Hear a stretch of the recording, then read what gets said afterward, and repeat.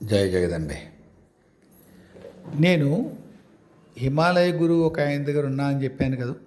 గత దాదాపుగా 20 సంవత్సరాలు ప్లస్ 20+ ఇయర్స్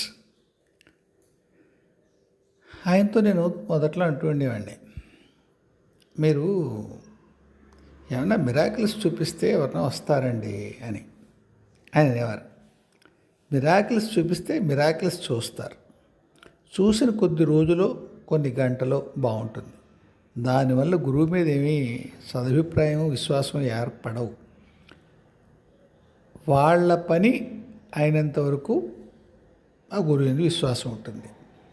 ఒకసారి వాళ్ళకి భౌతికమైన పని కనుక జరగకపోతే మళ్ళీ అంతే. కాబట్టి అది ఉపయోగం లేదు స్వామి. ఆత్మిక సాధనలో మిరాకిల్స్ అనేవి ఉపయోగం లేదు. కాకపోతే అవసరమైనప్పుడు ఎలాగా జరుగుతాయి అవి. కానీ ప్రత్యేకించి శిష్యుల్ని ఆకర్షించడం కోసం మిరాకిల్స్ చేయడం వల్ల ఏ ప్రయోజనం లేదు. ఆ వాటి వల్ల ఎవరో రారు. విశ్వాసం అనేది చాలా ఆంతరికమైన విషయం.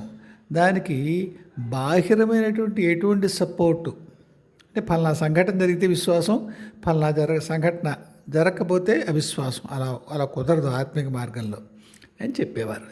అయినా కొత్త రోజుల్లో కొన్ని చూపించేవారు ఆయన మహిమలు. అప్పుడప్పుడు నేను వేళాకోళం ఆడుతుంటాను ఆయనతో, మీరు పూర్తిగా అసలు డ్రేప్ చేశారు స్వామి అని. ఆయన నవ్వేసి ఊరుకుంటారు అంతే. కొన్ని గుర్తున్నవి చెప్తాను. ఎన్నో జరిగాయి. 20 సంవత్సరాలు కదా, సుదీర్ఘమైన కాలం అది. ఎంత సుదీర్ఘమైన కాలంలో ఎన్ని జరిగాయి, ఎన్ని గుర్తుంటాయి? గుర్తుండవు. కానీ కొన్ని బాగా ముద్రించుకుపోయినా కొన్ని చెప్తాను. ఒకానొకప్పుడు ఒక ప్రక్రియలో భాగంగా దీపం పెట్టమన్నారు. దీపం పెట్టినప్పుడు ఆయన చెప్పారన్నమాట, దీపం ఘనమైపోయిన తర్వాత దీపపు సెమ్మెను ముట్టుకోకండి చెప్పారు. ఎందుకు ముట్టుకోం? అయిపోయి తీసేస్తాం కదా. కాదు, నేను మర్నాడు వచ్చి నేను తీస్తాను దీపాన్ని అన్నారు. సరే, సాధారణంగా మా ఇంట్లో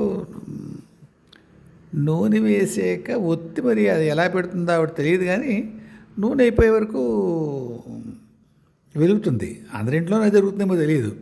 ఆ వేళ నాకు ఎందుకు ఇలా ప్రత్యేకించి చెప్తున్నానంటే, ఆ రోజు నేను నూనె మిగిలిపోయింది, దీపం ఘనం అయిపోయింది. ఓ రాత్రి వేళ ముట్టుకోవద్దన్నారుగా, వదిలేసింది. ఆ రాత్రి చూడలేదు ఈవిడ. ఇంకా దీపాన్ని ముట్టుకోలేదు, వదిలేసింది. నమస్కారం పెట్టుకొని రాత్రి పూజగా తలిపేసి పడుకున్నాం. మనాడు పొద్దున్న చాలా ఎర్లీగా వచ్చారు గురుగారు. వస్తూనే చాలా తీవ్రంగా అడిగారు, ఏమ్మా మీకు చెప్పాను కదా దీపం ఘనమైన తర్వాత ఇంక ముట్టుకోకండి అని చెప్పాను, ఎందుకు వెలిగించారు మళ్ళీను, ఎందుకు ముట్టుకున్నారు? ఆ పని పడింది అన్నారు లోపలికి వస్తూ. మేము చాలా ఖచ్చితంగా చెప్పాం, మేము రాత్రి తలిపేసామని ఇంతవరకు మేము ముట్టుకోలేదు. అది ఇంకా నా సంధ్యావందనం అయింది, పూజ వరకు వెళ్ళలేదు నేను, కాబట్టి దీపం మేము ముట్టుకోలేదు. లేదు, ఖచ్చితంగా ముట్టుకున్నారు. ఈ వాదం మీద గురువుగారు ఎప్పుడు అంత గట్టిగా మాట్లాడడం ఎరగని మా అమ్మ బయటకు వచ్చింది. ఏమంటున్నారు నాన్న గురువుగారు? దీపం ముట్టుకున్నా ఉంటారమ్మా, నేను రాత్రి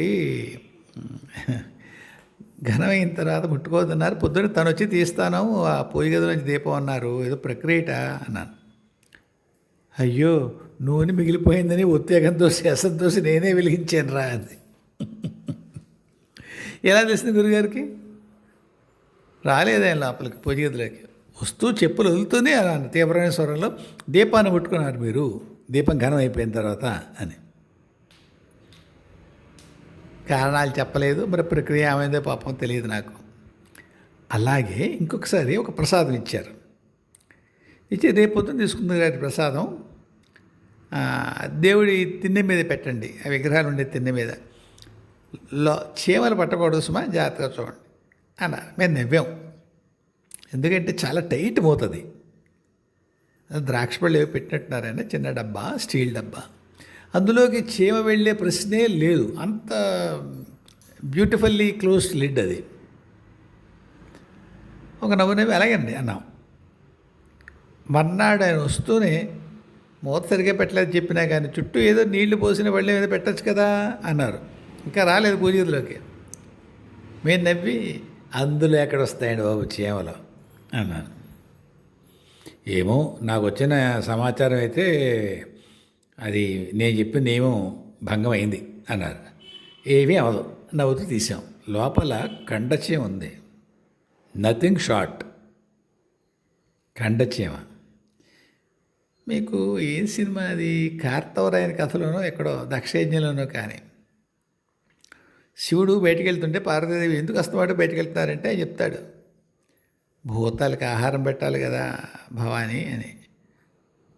ఆవిడికి అనుమానం వస్తుంది ఇంకెక్కడికైనా వెళ్తున్నాడేమో అని. అందుకని చీమను పట్టుకున్న భరిణిలో వేస్తుంది, వేసి మూత పెట్టేస్తుంది. ఆయన ఇంటికి వచ్చిన తర్వాత మూత తీసి చూస్తుంది.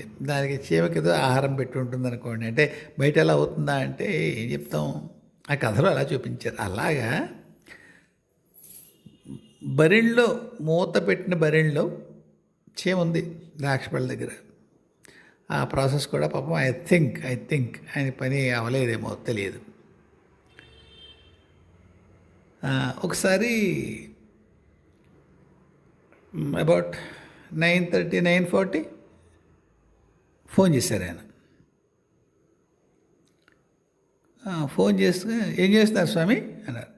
ఏం లేదండి ఊరికే ఇలా అన్నాను. I'm just wailing with the time అన్నట్టుగా. గట్టిగా అన్నారు, కొట్టుకు చచ్చారా ఇద్దరు అని. I was kind of surprised. ఎందుకు ఎలా అంటున్నారు ఈయన? నిజమే, ఏదో మాటల మీద మేము గట్టిగానే, భార్యాభర్తల హక్కు కదండి దెబ్బలాడుకోవడం, అందులో భాగంగా ఏదో అనుకున్నాం, గట్టిగానే అనుకున్నాం. అందులో నాకు కొద్దిగా ఆ తీవ్రత మీద నియంత్రణ ఉండదు. తర్వాత సర్దుకుంటాను కానీ ముందైతే తాటేకు మంటలా లేస్తుంది కోపం. సరే, మంచిదా చెడ్డదా? ఖచ్చితంగా కోపం చెడ్డదే, రెండో అభిప్రాయం ఉంది. నియంత్రణ ఒక్కోసారి ఉంటుంది, ఒక్కోసారి ఉండదు.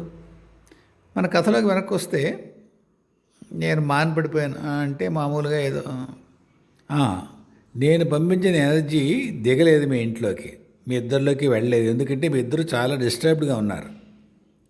ఆ ఎనర్జీ డిస్టర్బ్డ్గా ఉన్నప్పుడు మీలోకి రాదు. సరే, నేనేమన్నా చెప్దామని చెప్పేసి వచ్చాను. నేను ఎక్కడ చూసేలా ఉన్నారా అన్నారు. ఎక్కడికి వచ్చారండి అన్నాను నేను. మీ ఇంటికి వచ్చి చెప్పులు వదిలేను. చెప్పులు శబ్దానికైనా వెనక్కి తిరిగి చూస్తారేమో అనుకున్నాను. మీరేమో టీవీలో పడుకొని, అదే సోఫాలో పడుకొని టీవీ చూస్తున్నారు, పడుక్కొని వెనక్కి తిరిగి చూడలేదు. నీకు వీధి గుమ్మల వచ్చాను. మీ ఆవిడ మెట్ల మీద కూర్చొని గోరు చిక్కుడుకాయలు బాగు చేసుకుంటుంది, ఆవిడ తలెత్తలేదు అన్నారు. అని కోపంగానే అన్నారు. ఇంకెలా పనులు అవుతాయి స్వామి నాకు అని. ఇది నిజం, వాస్తవం. ఆ టైంకి నేను టీవీయే చూస్తున్నాను సోఫాలు పడుకుని, ఆవిడ మెట్ల మీద కూర్చొని, నాది డ్యూప్లీ హౌస్, మెట్ల మీద కూర్చొని ఆవిడ గోరుచిక్కుళ్ళు బాగు చేస్తాను. నేను మాత్రం ఉత్సుక తాపలేదు. సర్లేండి, తిట్టారు కానీ మీరు ఎలా వచ్చారండి? నేను చిన్న గేట్ తాళం వేస్తుంది, కుక్కలు కూడా ఎక్కడ కదలలేదు. నాకు 2 ఆల్సేషన్స్ ఉండేవి అప్పుడు, శివాభైరవ్ అని, చాలా పిల్లల్లా పెంచుకున్నాను వాటిని. అవి ఎక్కడ కదలలేదు. గురువుగారు వస్తే తప్పకుండా వెళ్తాయి ఆయన దగ్గరికి, కాసేపు ఆయనతో ఆడుకుంటాయి. అవి బాగా చేరదీసేవారు వాటిని, అవి కదలలేదు. అంటే ఆయన తిట్ల వర్షం అయిపోయిన తర్వాత, ఏదో వచ్చానులేండి, మీరు చూసేలా రాలేదు, లేదా మీరు చూడగలిగే స్థితిలో లేరు. మామూలుగా అయితే మీరు చూడగలరు, అంతే. మీరు అప్పుడు మూడ్ని బట్టి చూడలేకపోయారు. ఏం జరిగిందండి? సూక్ష్మ రూపంలో వచ్చానులే స్వామి అన్నారు. ఖచ్చితంగా చెప్తున్నారు ఆయన. అందుకే చెప్పు రోజులు శబ్దం ఎందుకు అవుతుంది సూక్ష్మ రూపంలో వస్తే అన్నాను నేను. అవును, అవదు, భౌతికంగా అవదు, కానీ మీరు అలర్ట్గా ఉంటే గుర్తుపెట్టగలిగేవారు అన్నారు. అలాంటివి చాలా జరిగేవి. ఒక యజ్ఞం చేయిస్తున్నారు, ఆయనకి కుర్చీ వేసి ఉంచేవాళ్ళం. వేసాం కుర్చీ ఆయనకి యజ్ఞం దగ్గర. ఫోన్ చేసి గట్టిగా అరిచారు, మీకు మర్యాదలు లేవు, కుర్చీ ఒకటి వేశారు అని. అదేమిటి కుర్చీ గురుగారి కోసం వేసాం, మర్యాద ఎక్కడ పోయింది అని.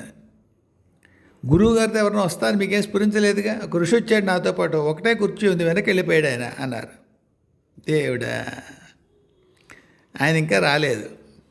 సరే, తర్వాత తిట్టిన తర్వాత వేసాం, మరి ఆ ఋషి వచ్చాడో లేదో తెలియదు మనకి. ఇలాంటివి చెప్తూ ఉండేవారు. ఒకటి రెండు కాదు. ఒకసారి నేను మద్రాసు వెళ్ళాల్సి వచ్చింది ఒక కంపెనీ పని మీద. ఇక్కడ లోకల్ బ్యాంకర్ కొంత ఇబ్బంది పెడుతుంటే వాళ్ళ సెంట్రల్ ఆఫీస్కి వెళ్ళాల్సి వచ్చింది. నేను తప్పు చూశాను. అది ఇంటర్నేషనల్ ఫ్లైట్, ఎక్కడి నుంచి వస్తూ చెన్నై వెళ్తుంది. అది 2 గంటలు ఇక్కడ ఉంది టైము దానికి, లేఓవర్ ఏదో అంటారు కదా అది. నేను దాని అరైవల్ టైము, డిపార్చర్ టైం తప్పు చూసుకున్నాను. డిపార్చర్ టైంని అరైవల్గా అనుకున్నా 2 గంటలు, ఇక్కడికి 55 నిమిషాలు పడుతుంది మనకి ఇంటి నుంచి. ఎలా వెళ్ళిపోతానులే, ఆల్రెడీ అన్నీ అయిపోయాయి కదా, అక్కడ పెద్ద రష్ ఉంటుంది అనుకున్నా. అప్పట్లో అంత రష్ ఉండేది కాదు. తీరా టైం చూసేసరికి ఇలా ఉంది. ఏం పర్లేదు వెళ్ళండి, ఉంటుంది. ఎలా ఉంటుంది స్వామి, ఇంపాసిబుల్. ఆల్రెడీ ఇంకొక గంటలో బయలుదేరిపోతుంది. నేను వెళ్ళేసరికి అసలు ఏమంటారు దాన్ని, బోర్డింగ్ కూడా క్లోజ్ చేసి ఉంటాడు. ఓసారి వెళ్ళారండి స్వామి, ఏం కాదు అన్నారు. అని ఒకసారి వాడు ఫోన్ చేయండి ఆపమని అన్నారు. ఇంకేం లేదు, మా మేనమా కొడుకు వాడు. ఏడు స్వామి అంటే, ట్రాఫిక్లో ఉన్నాను ఆపమని చెప్పండి అన్నారు. ఆయన అంత ఎపిసోడ్గానే మాట్లాడేవారు. ఏంటి ఎయిర్పోర్ట్కి ఫోన్ చేసి ట్రాఫిక్లో ఉన్నాను ఆపమన్నా, విమానం ఆపమన్నా, ఈ గోల్ ఎందుకు, మీరు వెళ్ళండి, మీరు బయలుదేరండి అన్నారు. వెళ్ళొచ్చేయండి ఒకవేళ మీకు అవ్వకపోతే, కానీ అలా ఉండదు, మీకు ఫ్లైట్ ఉంటుంది అన్నారు. బయలుదేరని తిట్టుకుంటూనే, ఉట్టి పుణ్యాన్ని పెట్రోల్ పక్క అందూరం, ఆఫీస్కి వెళ్తే పని అయినా చేసుకోవచ్చు అని. మా మేనల్లుడు ఎంబీబీఎస్ చేస్తున్నాడు విజయవాడలో. అప్పుడు వాడితో చెప్పారు, ఒరే నువ్వు ఎయిర్పోర్ట్కి ఫోన్ చేసి ఆ మద్రాసు వెళ్ళే ఫ్లైట్ ఆపమని చెప్పరా, నవ్వు వస్తుంది ఏమనుకోదు, ఆపమని చెప్పరా అన్నారు. వాడు ఏం చేస్తాడు, ఢిల్లీలో వాళ్ళది కాల్ సెంటర్ ఉంది, దానికి ఫోన్ చేశాడు.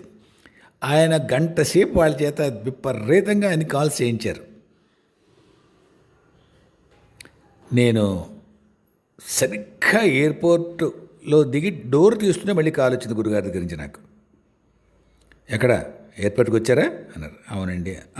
మీరు అక్కడ లేట్ అయిపోయిందంటే సారీ ఫేస్ పెట్టి దిక్కండి, స్ట్రైట్గా ఫలానా ఫ్లైట్కి బోర్డింగ్ ఎక్కడ అని అడగండి, అంతేగాని వెళ్ళిపోయిందా అని అడగండి అన్నారు. నాకు కాలిపోతుంది, ఏం మాట్లాడతారు ఈయన అని. ఏమన్నారు, బోర్డింగ్ ఎక్కడ అని అడగనండి అన్నాను. అలాగే అడగాలి మీరు అన్నారు. సరే అలాగే స్వామి అని లోపల కసి అలాగేనని వెళ్ళాను. వెళ్ళేసరికి నమ్మండి, ఇప్పుడు కింగ్ఫిషర్కి దొరకు జనాలు బస్సులకి పిలిచినట్టుగా వాళ్ళు బెంగళూరు బాంబే అరుస్తూ ఉండేవారు.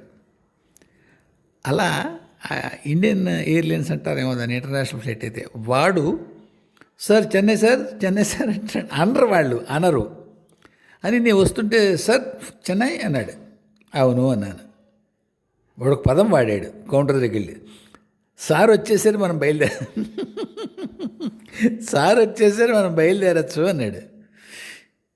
తెలుగులో ఏమనుకున్నా చెప్తున్నాను, నీ అమ్మ ఇది ఎక్కడ సాధ్యం రా, ఏం మాట, ఎవడ సార్ వచ్చాడు వీడికి అనుకున్నాడు. వాడు సార్ అది ఏదో కస్టమర్స్ ఫామ్ ఫిల్ చేయాలి, చేశారా అన్నాడు. అది వస్తున్నానయ్యా, ఏం ఫిల్ చేయలేదు. వాడు కస్టమ్స్ అంటే ఇది ఇంటర్నేషనల్ ఫ్లైట్ కదా, ఎక్కడి నుంచి వస్తుందో, షార్జా నుంచి వస్తుందేమో నాకు గుర్తులేదు. వాడు ఫిల్ చేసేసాడు. వాడే ఇక్కడ సంతకం పెట్టండి సార్ అన్నాడు. నాకు ఒక కల్లా ఉంది, పెట్టిన తర్వాత బోర్డింగ్ పాస్ నా దగ్గర టికెట్ తీసుకున్నాడు, బోర్డింగ్ పాస్ తీసుకొచ్చేసాడు. పక్కనే కౌంటర్ ఇదంతా. ఇలా నేను చూస్తున్నాను, మానపట్టి రాయలే, పెట్రిఫైడ్ అంటారు ఇంగ్లీష్లో, అలా ఉంది. నేను మానపట్టి పేరు నేను నిల్చున్నాను, నా చేతిలో బ్రీఫ్ కేసు ఇచ్చుకుని. బోర్డింగ్ బస్ ఇచ్చి, రండి సార్ త్వరగా ఎక్కండి సార్ అన్నాడు. నేను కూర్చున్నాను, ఫ్లైట్ కదిలింది. The flight was delayed by 2 hours. తెలీదు, వాడన్నమాట సార్ వచ్చేసారు అని. ఎవడు సార్ వచ్చాడు? సరే వెళ్ళాను, మద్రాసు వెళ్ళాను, మాట్లాడొచ్చాను. నాకు ఎల్సీ అవ్వలేదు. ఏ పని మీద నేను వెళ్ళానో అవ్వలేదు అది. వచ్చేసాను, ఇంటికి వచ్చాను. అమ్మయ్య మద్రాసు వెళ్ళొచ్చారు అన్నారు. నేను బొక్క అయింది స్వామి, ఉత్తి పుణ్యాన్ని వెళ్ళడం అయింది, మీరు ఊరికే బోల్డంత శక్తి వృధా చేసి విమానాన్ని లేట్ చేశారు కానీ నా పని అవ్వలేదు. ఆయన అన్నమాట, మీ పని కోసం ఎవరు చేశాడు స్వామి అన్నారు. అదేంటండి, నేను మద్రాస్ సెంట్రల్ ఆఫీస్కి ఎల్సీ కోసం వెళ్తే మీరు నాకేదో హెల్ప్ చేశారు అనుకున్నాను అన్నాను. ఏం లేదు, మీ హెల్ప్ కోసం, మీ కంపెనీ హెల్ప్ కోసం నా శక్తి ఎందుకు వాడతాను స్వామి? వాడలేదు. మీరు ఆ వేళ ఒక సముద్ర తీరంలో ఉండాలి, ఈధర్ ఎక్కడైనా ఉండాలి, లేకపోతే ఉంటుందని తిరుపతిలోనే ఉండాలి. One of this 2 places. Madras దొరికింది, మద్రాసులో తీసుకెళ్ళిపోయాను మిమ్మల్ని అన్నారు. నిజంగా కూడా ఏ జనరల్ మేనేజర్ నేను కలవడానికి వెళ్ళానో ఆయన యాక్చువల్గా he was schedule to be in Tirupati that day. ఏదో కొన్ని కారణాల వల్ల ఆయన మద్రాసులో ఉన్నాడు, లేకపోతే ఆయన ఫ్యామిలీ ఆయన తిరుపతి వెళ్ళాలి ఆయన. సో అసలు original plan was that I may have to meet him. నా ఒరిజినల్ ప్లాన్ ఏంటంటే ఆయన నేను తిరుపతిలో కలుద్దామని, మద్రాసులో లేకపోతే. అలా జరిగింది. ఇంకొకసారి ఒక స్నేహితుడు, ఒక ఆయన, ఒక కంపెనీకి ఎండి ఆయన, ఆయనకి 16 కుక్కలు ఉండేవి. Yes, you heard that right, 16 dogs. బాగా క్లోజు. గురువుగారు 1-2 సార్లు చూశాడు ఆయన. పొద్దున్న 6 గంటలకి ఆయన కుక్కలకి ఇడ్లీలు పెట్టేవారు ఆయన. 200 ఇడ్లీలు అక్కడెక్కడో ఒక చోట హైదరాబాద్లో ఎక్కడో తెచ్చేవారు. అక్కడ ఇడ్లీలు 200 ఇస్తున్నారు వాళ్ళకి, కుక్కలకి. అవి అందుకుని తింటున్నాయి, చాలా డిసిప్లిన్గా తినేవి. హఠాత్తుగా ఒక్కసారి కుక్కలన్నీ తినడం మానేసి గాలిలోకి చూసి మొరడం మొదలుపెట్టాడు. ఈయన చూస్తే మా గురువుగారు అక్కడ ఇన్ ఫ్లెష్ అండ్ బ్లడ్, సశరీరంగా. గురువు ఎలా వచ్చారు? ఏదో పని మీద వచ్చానండి, బాగున్నారా అన్నారు. ఈయన మీ ఏమంటారు దాన్ని, ఒక సర్ప్రైజ్ స్టేజ్లో ఉన్నారు ఆయన. అంటే పని మీద వచ్చాను, అదే ఆయనకు ఒక సమాచారం, ఒక వాక్యం చెప్పి ఇలా చేయండి, అంత బాగానే ఉంటుంది అని ఈ వ్యానిష్ ఇంటూ థిన్ ఎయిర్. నాకు ఆయన 7 గంటలకు ఫోన్ చేశాడు. అన్నా గురుగారు ఇవాళ ఏం డ్రెస్ వేసుకున్నారు అని. ఇంకా అప్పటికి రాలేదు గురుగారు, 8 గంటలకు వస్తారు, ఏదో పని మీద మా ఇంటికి రావాల్సి ఉంది ఆయన. చూడలేదన్నా చూసి చెప్తాను. ఆయన ఒక పింక్ కలర్ ఏవో చెక్స్ ఏవో ఉంది, ఒక బ్రౌన్ స్నఫ్ కలర్ ట్రౌజర్స్ వేసుకున్నారు, ఒక్కసారి చెప్పరా నాకు అన్నాడు. ఏం జరిగింది చెప్పడానా? ఇలా జరిగిందన్నా అన్నాడు. సరే, ఇంకో గంటకి వచ్చారు గురువుగారు. And he was wearing pink colour stripe shirt, snuff colour pant.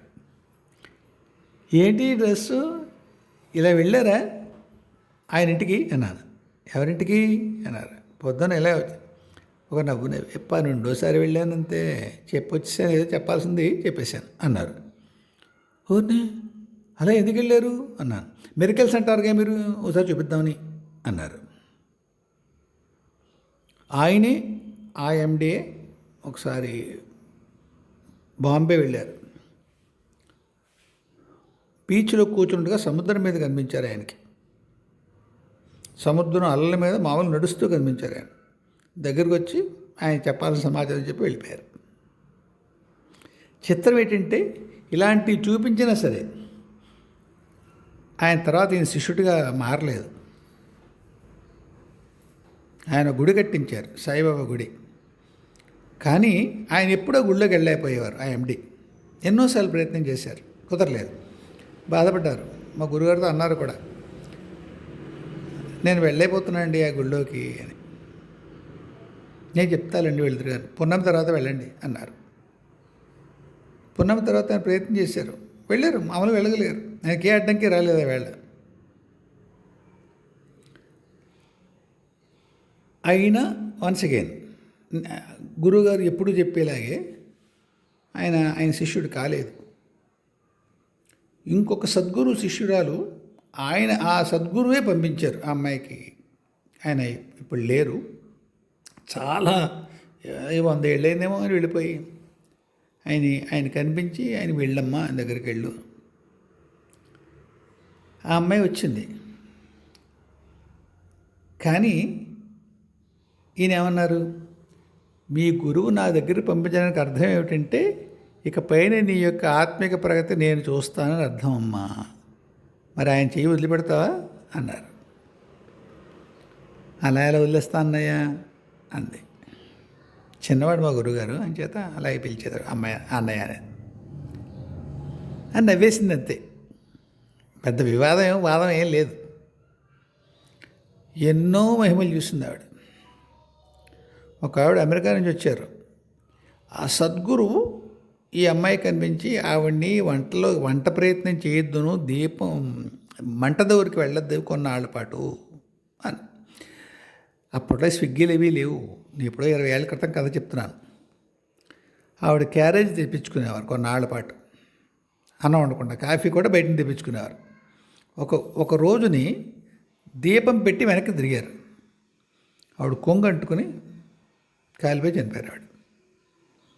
ఆ గురువు చెప్పాడు, వద్దమ్మా అగ్నిజోలికి వెళ్ళొద్దు కొన్నాళ్ళు పట్టి చెప్పేవరకు. ఈవిడ అనుకుంటున్నారు వంట చేయట్లేదు, దేవుడికి దీపం కదా అనుకున్నారు. సరే ఇబ్బంది పడుతున్నారు ఆవిడ, హాస్పిటల్లో ఉన్నారు. ఈ అమ్మాయి ఆవిడ చూడడానికి వెళ్తాను. బస్సులో మా గురువుగారి నుంచి అమ్మ విజయలక్ష్మి గారు వెళ్ళిపోయారు అని మాయమైపోయారు. ఆయన ఏ టైంలో ఆ అమ్మాయికి బస్సులో కనిపించారో సరిగ్గా హాస్పిటల్లో వేసి ఇప్పుడేనమ్మా 10 నిమిషాలు పావుగంట అయింది అంటే ఈయన బస్సులో కనిపించిన టైము ఆ విజయలక్ష్మి గారు వెళ్ళిపోయిన టైము కోయిన్సైడ్.